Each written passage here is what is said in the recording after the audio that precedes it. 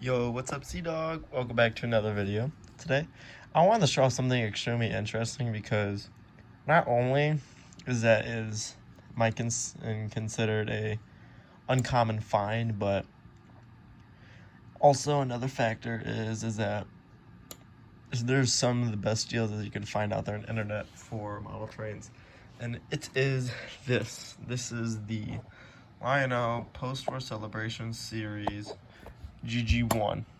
Now, obviously, it's not going to be the most scaled model because it's supposed to be representing and be a caricature, is what I would say, of the original 1954-55 post-war GG1 that Lionel made.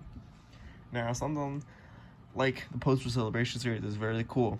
They take the old engines that were made in the 50s and 60s, and it looks exactly identical, but a little bit better build quality.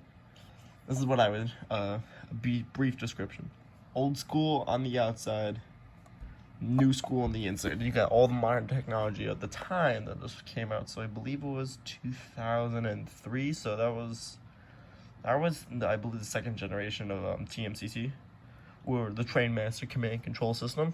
But yeah, this is really, really cool. Now, the reason why I said this was a steal is because I bought this on eBay for $100. It was on the auction side because I do like to shop there from time to time because they do have some good prices if the buyer the buyer competing with you does not overbuy the product or overprice it. But this, I was able to get this for $150. I do have the box with it. I don't know why I don't have it in frame, but I just wanted to show the engine by itself. But yeah, let's go for a closer look. Starting on the top here, it's these two pentographs. That's why I'm starting up top. You can actually move them. They're not not like the Vision Line GG1 that came out 4 or 5 years ago, I think so, where it had had the pantographs here, but you can activate them with the legacy remote. Now these are just for show. They don't do anything, but they do move up and down, so that's nice. Get some nice detail up here. It's a very basic and minimalistic because this was what Lionel made in the 50s, so not a whole lot of detail, but a hell of a lot of value here. There's two horns. Don't know what this thing on here. Here's the side. Got the Pennsylvania logo, 2360. Now I believe, if I'm mistaken, 2360. I believe this does have road-specific dialogue because this was old TMCC, so that was one of the great things about that era of Lionel's history. Yeah, obviously got the really nice axles here. I don't know what you would call this. I'm assuming you would call it a 4-axle engine, even though that these two pilot trucks here don't do anything. On a real thing, I'm assuming they do stuff. Got some nice guarded up windows. Looks like something from the hood or the ghetto, but you know what? It's a nice style. I like it. Got some vents there, I'm assuming. Really nice lining on all sides. Now, the reason why I got this so cheap is because it was missing a few parts. It was missing one of the pentographs, and I believe it was missing little window frames here. So it's just a big see-through hole right there. On the other side, the exact same thing. Nothing special. Here's the fronts. Man, this is so iconic look that even some people would say it's a classic. Up there with considering post-war trains, up there with famous looks at the 773 Hudson and the 671 turbine. I think that's what the road name for that engine is called. And of course, you got the GG1 and the 746J. I really like these pantographs. Here's the other side. Nothing different. I don't know why they did it as a brown. I think the original was a kind of a greenish. Either way, I like it. This way, it doesn't matter. Here's the bottom. I forgot to mention, this engine is hella heavy. It is freaking fat. So these two axles here do move function. The Postwar Celebration Series plaque on there, so you know that's quality. And there's really nothing else. Oh, there's one fell off. Yeah, they fall off very easily. I don't know why. But if that happens, there's this little prong, little circular divot right there. You just slide it in there. And on top. It will click eventually. There we go. And then I just put in these little pegs here. They don't help support it. It's just there for show. So yeah. Now the reason, that wasn't the one reason why I got this so cheap. It is used. It was missing a few parts. I had to buy one of the replacements. As I said, missing one of the pantographs. Another thing, I did a short test run when I got this engine. I did notice one of the couplers, I believe it was the rear coupler. I believe it was a rear coupler. For some reason, it does not fire. When you press it on the remote, on the Legacy or TMCC remote, it just doesn't make a sound. It doesn't move. Just does nada. You lose. Good day, still. Alright, so that's about it. Now, I did want to show some other 2 more items that I picked up at my hobby store for some good prices. These are used as well. This is this Lionel 6315 tank car. I got it because it's really cool Lionel Lines logo, and the color kind of stuck out, and I did not get a lot of thought into it, but lo and behold, I did not notice this. It had the Postwar Celebration Series plaque on it. So I believe the receipt said $22.55. I got this for $15, and then the rest of the cash, I got a junk. I went to the junk bin that they have, just clearance items. Hold on, I'm trying to get it represented here. I got just a piece of, I'm assuming it's a shell for a tender or the frame, but it looks old, so that's what I got it. We got it for the rest of the cash that I paid of the $22. And I got some used wheels with it. Here's the other truck, here's the other truck. And what I did was hold your horses, because I built a Lego caboose shell to go on top of it. Yeah, it actually does fit. Now it does take some time to put these pegs back into place.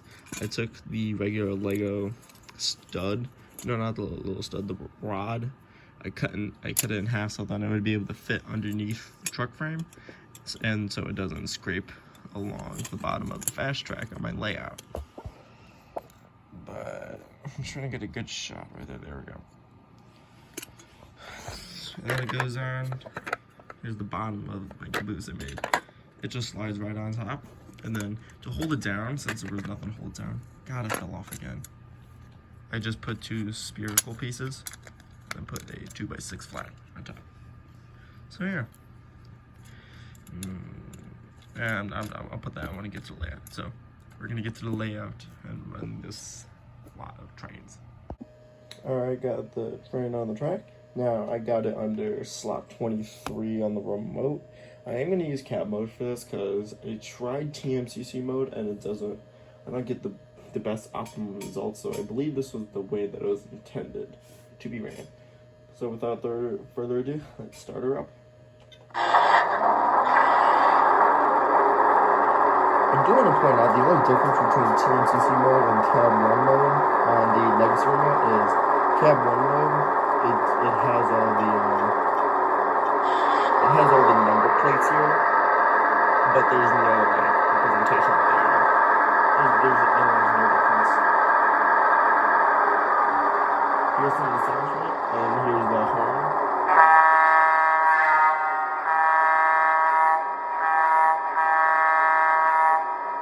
Here's the bell.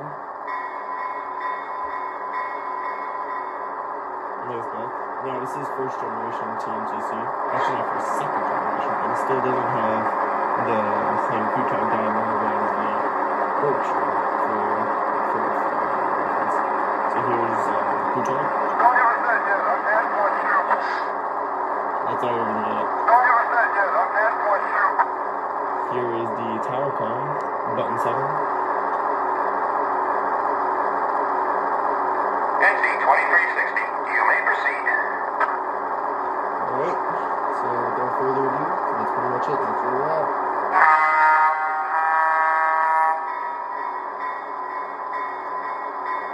It is touchy, so some technical difficulty may occur.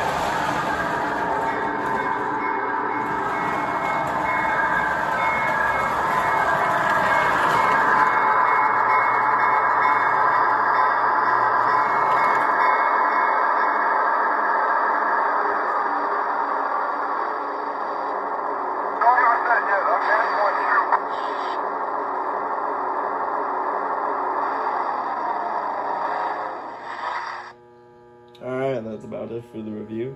Now, I do want to point out, I believe there was 2 versions that you can buy this engine. Now, I do remember there was a freight set and a passenger set. The passenger set came with, I believe it was called the Congressional in the 50s, and then I believe it's still called that for the Celebration Series set.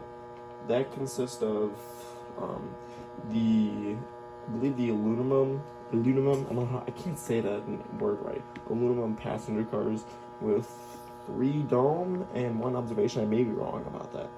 I believe there's a freight set, because I don't know, I feel like that Line All Lines tank car that I got fits really well with this GG1. I don't know why. But anyways, if there's a freight set out there, I will find all the pieces for it.